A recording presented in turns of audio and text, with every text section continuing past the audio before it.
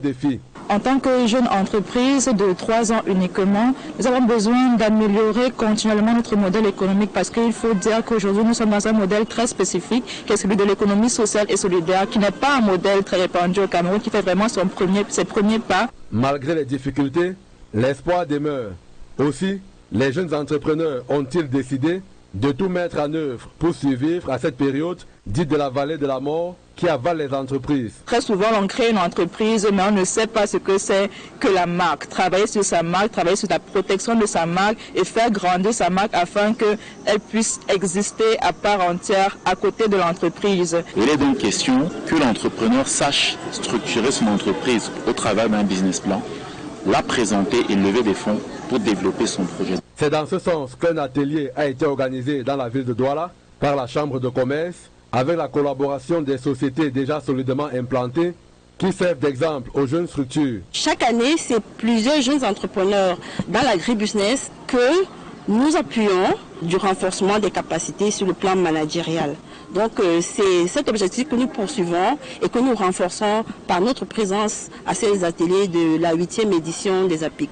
Nous allons leur inculquer les mécanismes qui devront leur permettre de pérenniser leurs activités à travers des modules de formation tels que la recherche de financement, les aptitudes managériales, la notion juridique, sociale et fiscale. Au terme de cette formation, ces entrepreneurs auront désormais des outils nécessaires à mettre en application pour consolider et pérenniser l'existence de leur entreprise. À l'étranger, nos reporters épinglent pour nous quelques nouvelles. Au moins 10 personnes sont mortes ensevelies après l'effondrement d'une mine au sud-ouest de la Zambie, a annoncé la police zambienne. L'accident s'est produit dans la mine de Mumbwa. Les recherches se poursuivent toujours pour déterminer le nombre exact des personnes qui se trouvaient dans cette mine.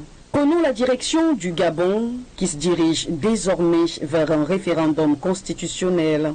Un rendez-vous crucial qui se prépare sur fond de polémique autour de la nouvelle loi fondamentale. Les soutiens de la transition militaire sont déjà en ordre de bataille pour le triomphe du projet de la nouvelle constitution qui divise les Gabonais. L'opposition, quant à elle, appelle déjà au boycott du scrutin prévu d'ici la fin de l'année. C'est un nouveau bras de fer que s'apprête à nous offrir Ibrahim Traoré et Alassane Ouattara. Le Burkina Faso rappelle tous ses diplomates en Côte d'Ivoire. Les autorités ivoiriennes n'ont pas été informées de cette décision quelques jours avant la convocation le 30 septembre dernier de la chargée des affaires de l'ambassade de Côte d'Ivoire au Burkina Faso. En Tunisie, l'instance en charge d'organiser la présidentielle a annoncé hier lundi la victoire du président sortant, Kaïs Saïed, 66 ans, avec plus de 90% des voix. L'ISI a également indiqué que le taux de participation de 28% est le plus fort jamais enregistré à une présidentielle tunisienne depuis 2011. L'Éthiopie a un nouveau président. Le ministre des Affaires étrangères Taye Atske-Selassie a été élu lundi dernier par le Parlement. Il remplace Selwork Zwende, première femme chef de l'État éthiopien dont le mandat arrive à échéance à la fin du mois. Les spéculations vont bon train sur les raisons du silence et du départ de la présidente sortante. C'est avec ce clin d'œil à l'actualité internationale que nous passons à la deuxième partie de votre journal en langue anglaise avec vous, Essiel Osilemo. Exactly, Christine Babanda. Ladies and gentlemen, thanks for staying with us. We begin with this sad story. Several persons have feared death in a road accident that occurred around Kombe. Kombe is a locality in Sang-Melima. Yaoundé is a locality on the Sang-Melima-Yaoundé stretch. The eyewitnesses also say that the accident resulted from a head-on collision between the Galaxy Interurban Transport Agency and a truck. The bus, as you can see in the images, is damaged beyond recognition, and the driver of the truck is said to have died on the spot, according to eyewitnesses. Our reporter are on the field and sure will bring to you greater details in our subsequent news editions. Away from that, we talk something else. A young man aged 24 is currently being interrogated by security forces here in the city of Douala. He is reported to have stabbed his mother to death in the Makepe Misoke neighborhood, Douala 5 subdivision, and after committing the gruesome act, he is said to have surrendered himself to the police. Let's have the details with Cedric Chakutu. Mary Madeleine, mother of 4 children, was found dead in her sitting room at Makepe Misoke, a neighborhood in the Douala 5 subdivision. According to eyewitness, she was allegedly killed by her own son, who goes by the name Karel. He stabbed his mother, then started running. His sister came out shouting, "Hold him, hold him. He killed my mother." So I came out running after him. I saw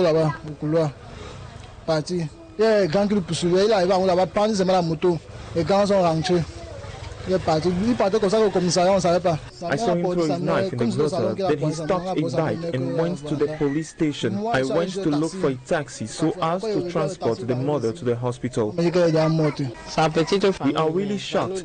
This woman suffered while taking care of this child. We really don't understand why he killed her.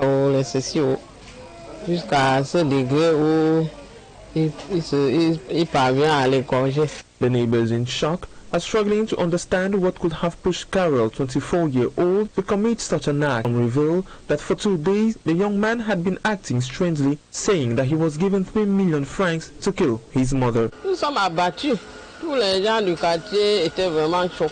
Arriving at the police station, we tried asking him questions to know why he killed his mother. He responded that he was given an advance of money and will receive 3 million in total for him to kill his mother. This was one of the conditions given to him to kill his mother. Karel, who ran to the police station, will be questioned to determine the reasons for this act. The lifeless body of his mother is actually at the Daidu mortuary. And now away from that, the disappearance of the divisional officer of Idabato and a council worker for 8 days now has sparked concern among the residents of Idabato. On a fact-finding mission to Idabato, Governor Bernard Okala Bilai, Southwest Governor, has issued 72 hours to the population to secure their release. Now let's come back to what happened in the following report compiled by Immaculate Fogwe. A broken door handle and a shattered window. This is the state of the house of the divisional officer for Idabato, Roland Ewane, who was picked up alongside the council staff by unknown armed men reported to the Nigerian pirates. The mayor of Idabato, Itongo Eden, who lives in the same house, explains the circumstances that led to their kidnap. He says the pirates destroyed the window and later sent their hand through the hole and managed to open the bolt of the door.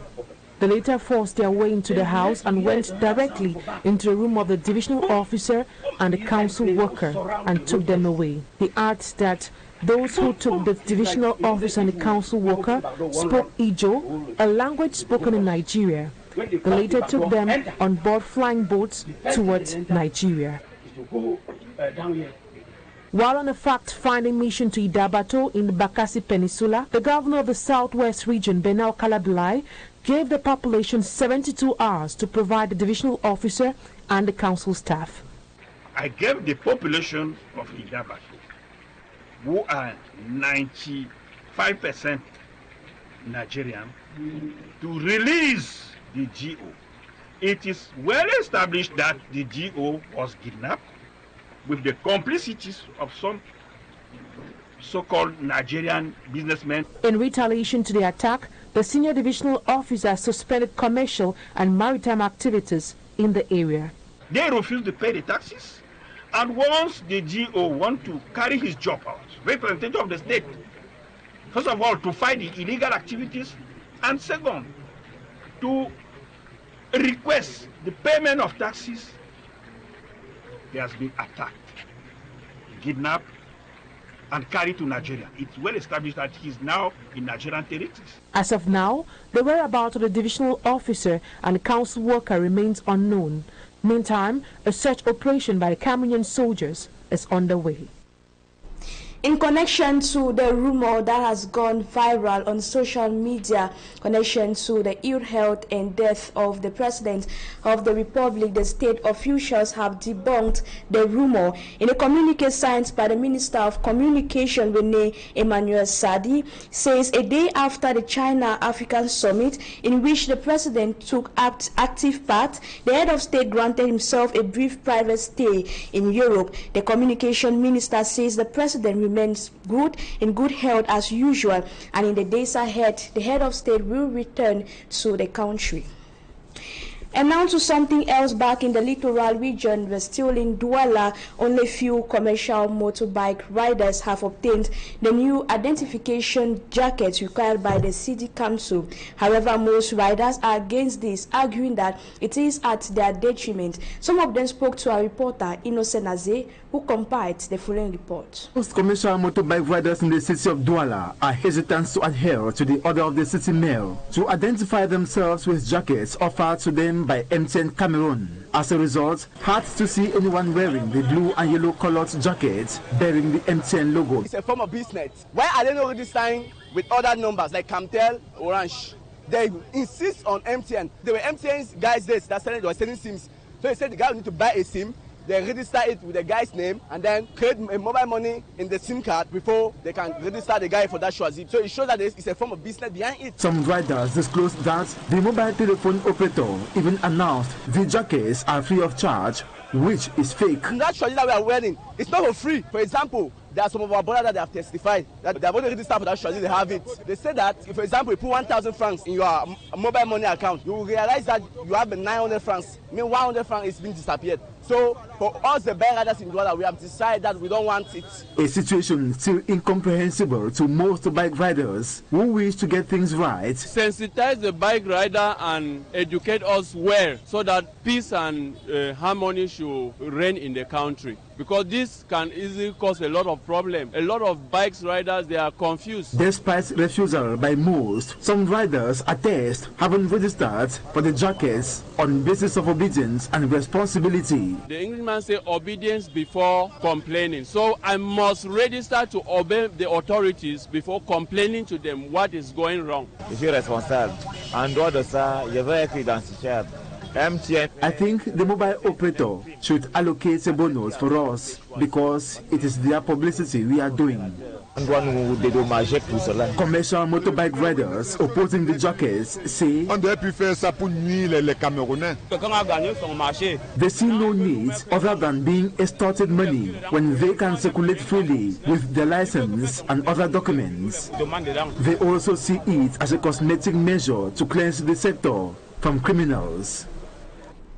And now in other news, in a bid to combat the failures of small and medium-sized enterprises in the country, the Cameroon Chamber of Commerce, Industry, Mines and Crafts is taking action. They are providing entrepreneurs with tools in order to address various obstacles which they encounter in the domain. Let's have the details with Babila Jonathan.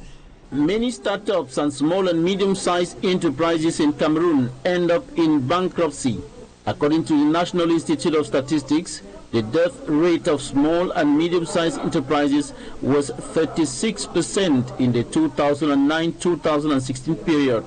Too often, when small and medium-sized enterprises come up, in less than no time, they die. Generally, we think that the problem with youth entrepreneurship is only about financing, and it's totally false. Because when you have money, you don't know how to manage it. You don't know how to plan, how to spend it. You don't know how to work on marketing, how to work on yourself, and also the law department. You will probably have a lot of problems. Startups have a problem to commercialize their project and to keep their customers. The Cameroon Chamber of Commerce, Industry, Mines and Craft is working out solutions to the challenges of startups and small and medium-sized enterprises. It is the objective of the 8th edition of pre-installation seminars for entrepreneurs willing to establish in Cameroon, running from October 8 to 11, 2024 in Douala. These pre-installation seminars are meant to build up the capacity of those who venture into business, and through the tools that we've developed with our partners, we've been able to organize several of these seminars to give startups the capacity to build up their projects. And the aim here is to reduce the mortality rate of enterprises. And so we're giving them these strategies to make sure that once they are up and running, they should not get to die. We are here to help them to have a better structuration for their enterprise, a better management, and how to keep customers and grow the revenue of the enterprise.